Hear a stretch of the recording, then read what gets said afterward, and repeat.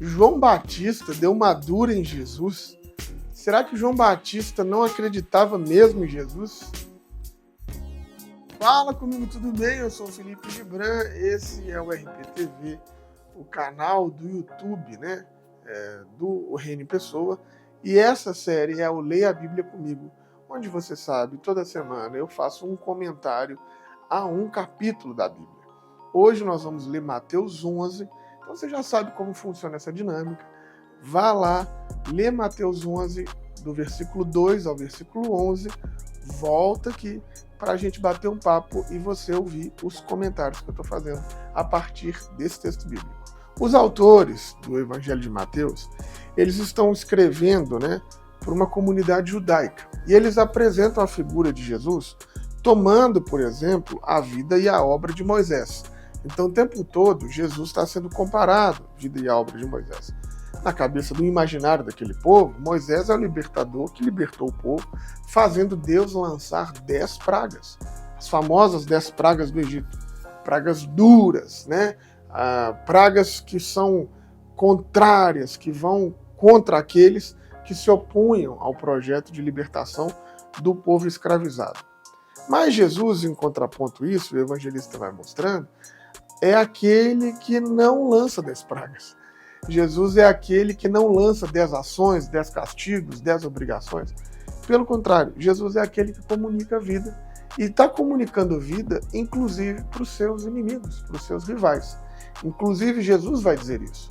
Olha, o povo antigo dizia, ame a Deus, e despreze os seus inimigos. Eu estou dizendo, ame a Deus e ame também os seus inimigos. Só que Jesus viver assim é desconcertante, é escandaloso.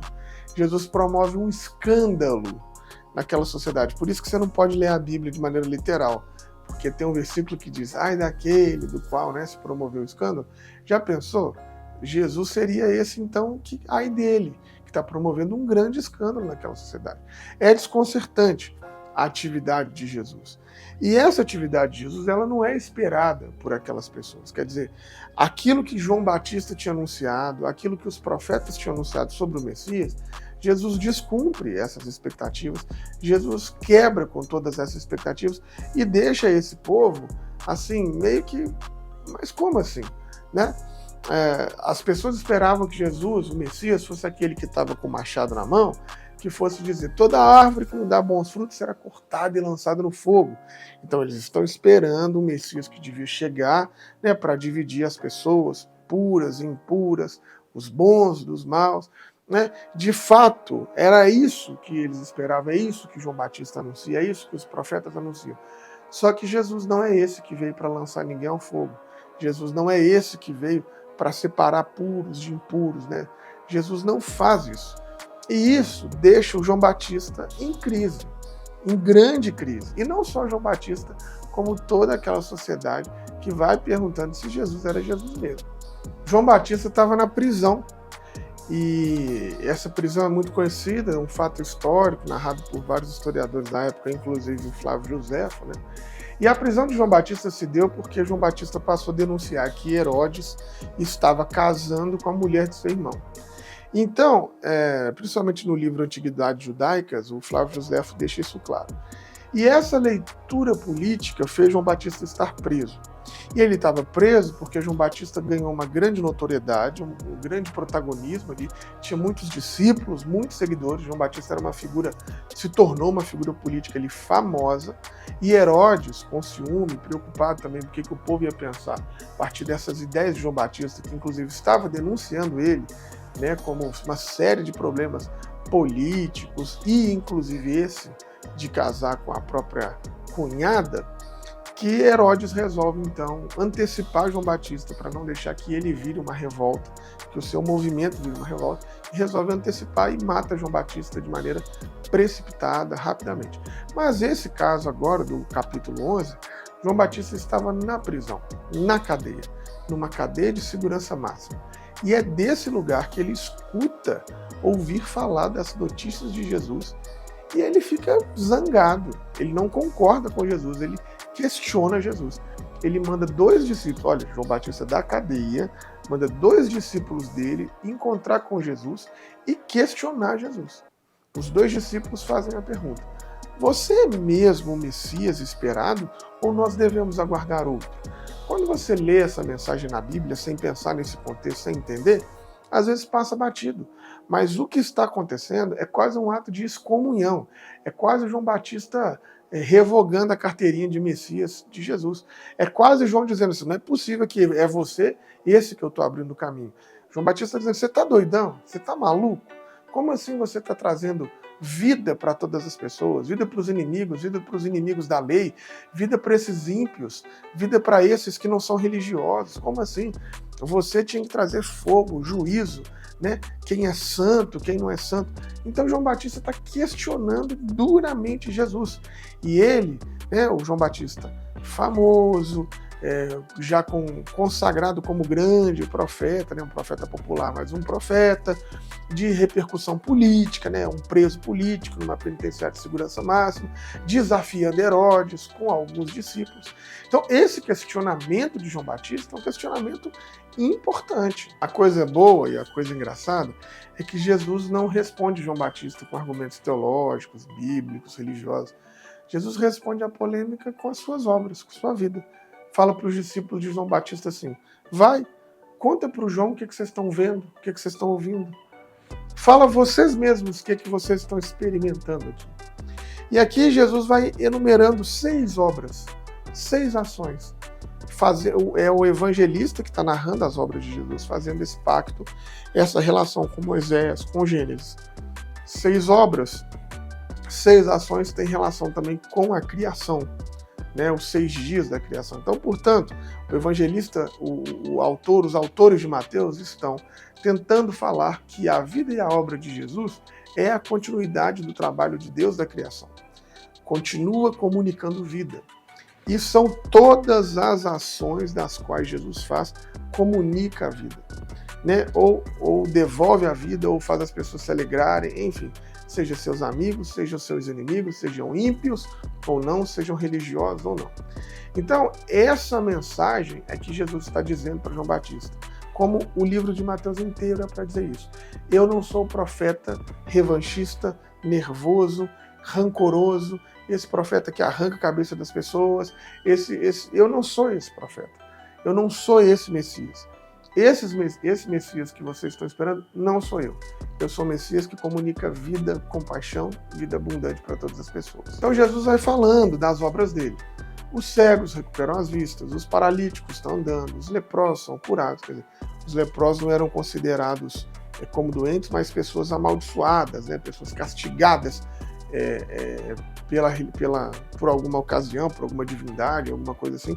Os surdos estão ouvindo, os mortos estão ressuscitando, os pobres estão encontrando boas notícias. Então, qual é o evangelho? É essa boa notícia que os pobres esperam. A boa notícia que os pobres estão esperando é o fim da pobreza, o fim da cegueira, o fim desses problemas da cegueira, dos leprosos, né, dos doentes, porque a doença, que era ali uma questão de saúde pública, também era uma questão de classe social. Porque você alcançava a cura naquela cultura a partir do acesso ao templo.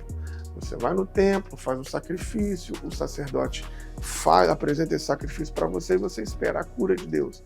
E a população empobrecida, massacrada pelo império, não tinha condições, às vezes, de comprar um cordeiro, um bezerro para imolar como sacrifício. Às vezes, quando muito, levava uma rolinha. Então, muitos acreditavam que não eram curados porque eles não tinham condições de apresentar sacrifício. Então, as curas de Jesus também é uma boa notícia para os pobres, para os empobrecidos, que Deus não está mais no templo, ou nunca esteve no templo, exigindo dinheiro deles para apresentar a cura. Mas Deus está no mundo, né, preocupado com a vida deles, curando eles na existência. E essa lista de ação, essas obras de Jesus, né, são a toma de ações do Messias. Era isso que era anunciado pelo profeta Isaías, né, em 2 capítulos do seu livro, no capítulo 35 e no capítulo 61, com esses trechos, né, que Isaías tinha acrescentado, eram trechos que falavam das ações do Messias. Então Jesus vai falando para os discípulos de João Batista: volta lá na cadeia e conta para João Batista isso, dos cegos, dos leprosos, dos mortos, dos surdos. E só que o Messias, o Isaías, faz um acréscimo no 61 e no 35 sobre o Deus da vingança, o Messias vingativo contra os pagãos, o Messias vingativo contra os pecadores. E Jesus omite isso. Jesus não se mostra como esse Deus vingativo. Ele se mostra como o Messias que cura, que faz obras extraordinárias, que salva, que alegra, que produz vida, mas que não vinga das pessoas. A ação de Deus através da vida de Jesus, esse Deus encarnado em Jesus, é uma dádiva de amor a todas as pessoas. Não há nenhuma forma de vingança ou de punição no corpo encarnado em Jesus. E é por isso que Jesus proclama: feliz, bem-aventurado, portanto, né? Bem-aventurado vocês, né? Que há uma nova maneira de ver, né? Bem-aventurado por isso. A bem-aventurança nesse evangelho, né? Feliz aquele, né, que não se escandaliza por minha causa, né? Então, bem-aventurado aquele que não fica escandalizado comigo. É essa a ideia. Qual o escândalo que Jesus está falando? É o escândalo da misericórdia, o escândalo da bondade.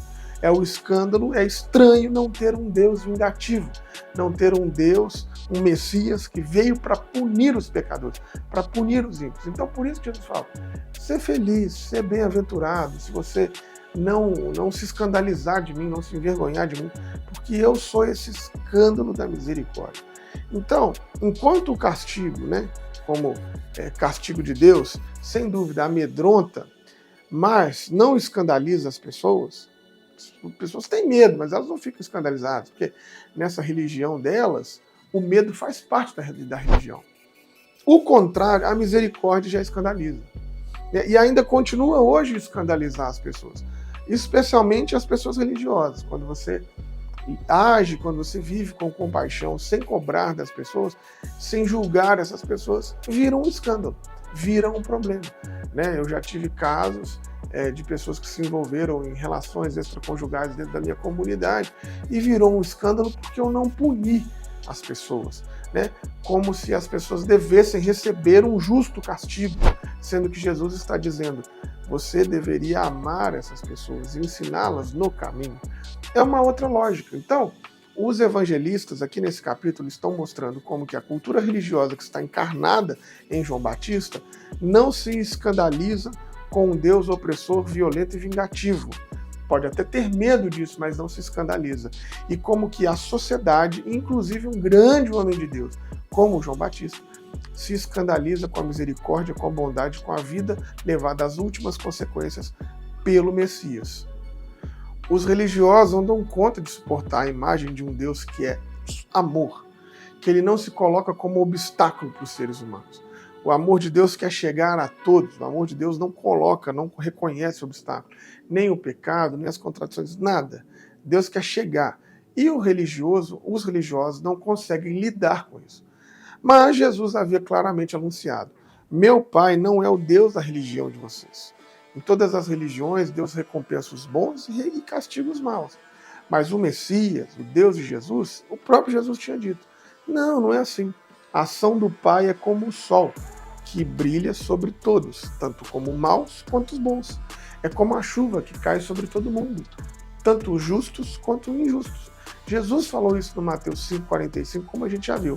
A ação do Pai de Jesus é aquela de uma comunicação amorosa, independente do comportamento e da resposta que essas pessoas dão. É o escândalo, isso escandaliza mesmo, que mesmo que as pessoas não mereçam, mesmo que elas sejam indignas, mesmo que elas sejam impuras, que elas sejam pecadores, elas não vão sair do lugar de ser o objeto do amor de Deus. E é isso que está dando um choque entre João Batista e Jesus. João Batista só consegue ver o Deus apresentado pela religião. Jesus está dizendo: olha, eu não sigo esse Deus apresentado pela religião, porque Deus é um título, você dá o título de Deus a qualquer coisa. Eu sigo ao Pai. O Pai a religião não apresenta.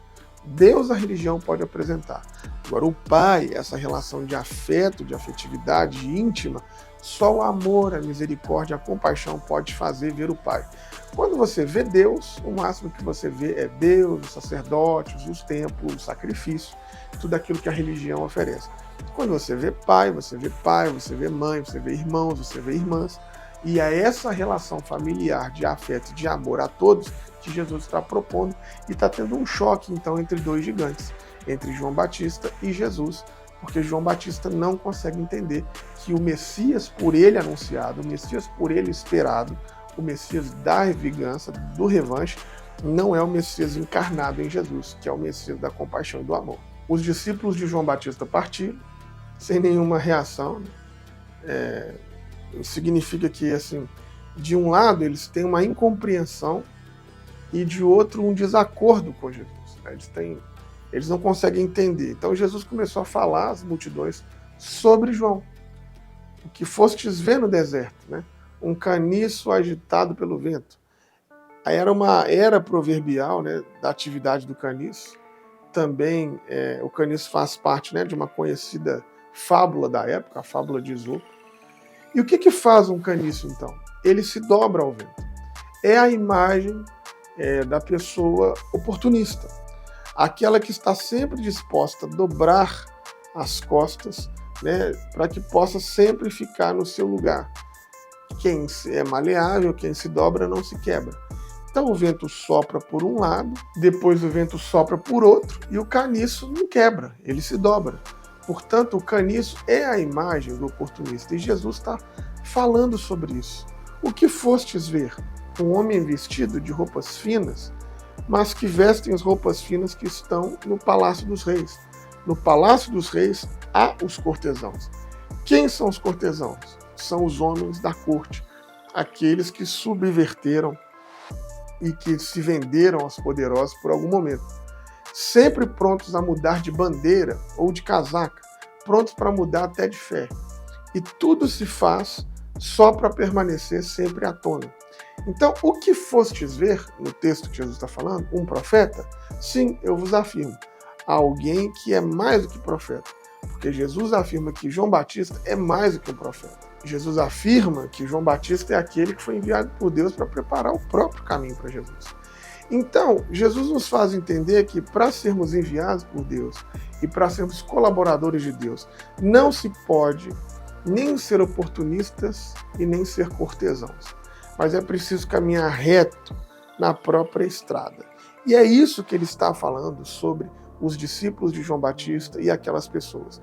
Ele está falando, João, por mais mérito que você tenha, porque você é um grande profeta, você está se perdendo nas lógicas da religião. E aí você está como esse caniço que o vento sopra e bate para um lado e para o outro. Você está anunciando o caminho do Messias. Beleza, então o vento está soprando para você ir para o caminho do Messias. Mas ao mesmo tempo a religião sopra de um lado e você coloca a vingança para dentro. É como se você continuasse como um cortesão, né, que está ali no templo e que faz a vontade do rei para alegrar o rei. E esse rei que Jesus está falando é o império, é a religião, é a religiosidade. Então Jesus está falando disso de João Batista para os discípulos de João Batista. Não dá para negociar os valores, tem que levar até as últimas consequências a proposta do Evangelho. E a proposta do Evangelho não inclui a violência, não inclui a vingança, não inclui a revanche. E é isso então que Jesus está cobrando de João Batista. Jesus fala de João Batista, né, conforme está escrito ali no Antigo Testamento, e ele coloca ali o João Batista também na figura de Moisés, como aquele que levou o povo à terra prometida, mas não entrou. E ele está fazendo essa brincadeira com João Batista, como se João Batista preparasse esse caminho. Mas ao questionar essa bondade e essa escandalosa compaixão de Jesus, é como se Jesus estivesse dizendo, você não está entrando na terra prometida. Você trouxe as pessoas aqui até o caminho, você abriu o caminho para que eu pudesse chegar. Mas eu chegando e você questionando se eu devo ou não agir com compaixão e com misericórdia, você está ficando fora da terra prometida. E aí Jesus encerra fazendo um grande elogio ao João Batista, falando que em verdade vos digo que nem de todos os que nasceram de mulher, nenhum é maior que João Batista. No entanto, o João Batista é o menor do reino de Deus, do reino dos céus. Então, lembramos, Mateus e a sua comunidade, os autores, é uma sociedade alternativa, uma comunidade onde se entra com a aceitação e com a acolhida da primeira bem-aventurança, a bem-aventurança da pobreza. Felizes os pobres de espírito, porque é deles o reino dos céus. É maior do que ele, então. O reino dos céus é sempre maior do que qualquer um de nós. O reino dos céus é maior do que quem é bem-aventurado. João Batista não pode entrar nessa comunidade, porque ele foi preso, ele está encarcerado e especialmente não pôde renascer de novo. Não pôde renascer do Espírito, quer dizer, não conseguiu passar de filho de mulher para filho de Deus. Por quê? Porque não conseguiu enxergar a proposta do reino de Deus. Até aquele momento, não conseguiu enxergar a proposta do Messias encarnado, que é a proposta de compaixão e de salvação para toda a comunidade. Então veja, recapitulando rapidamente o que nós estamos falando, João Batista, o grande profeta, que estava ali famoso, com muitos discípulos, que abriu o caminho para Jesus, que batizou Jesus, também teve as suas contradições e também passou pela luta da religiosidade. E também, em dado momento, deixou com que a religiosidade crescesse em seu coração e que ele então questionasse as boas novas que Jesus estava apresentando. Quer dizer, ainda estava muito apegado às ideias da religiosidade e às ideias desse Messias, tirando, vingativo, e não conseguia entender o Jesus compassivo. E Jesus, então, recebe a dura que João Batista dá nele e devolve a João Batista uma outra dura, dizendo: você é muito importante, você é muito grande, como o libertador Moisés.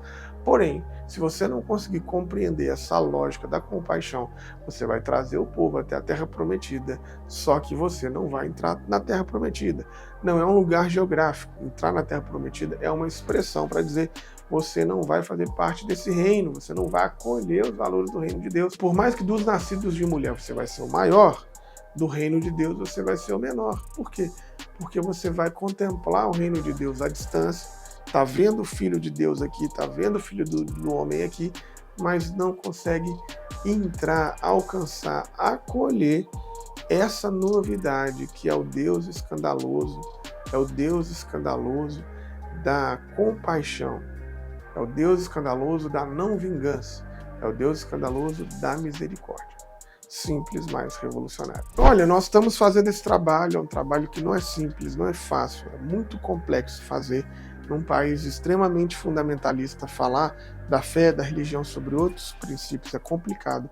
Por isso eu quero pedir a você, ajude esse canal a ficar de pé, seja um mantenedor, seja uma mantenedora desse canal, entra aí no nosso site, que vai aparecer aqui na tela abaixo, e entra lá no nosso Apoia-se, sabe? Nos faz uma contribuição, nos dê um cafezinho. Toda ajuda é muita ajuda, você pode contribuir a partir de R$10. Ajuda a gente a fazer esse rolê aqui, tá bem?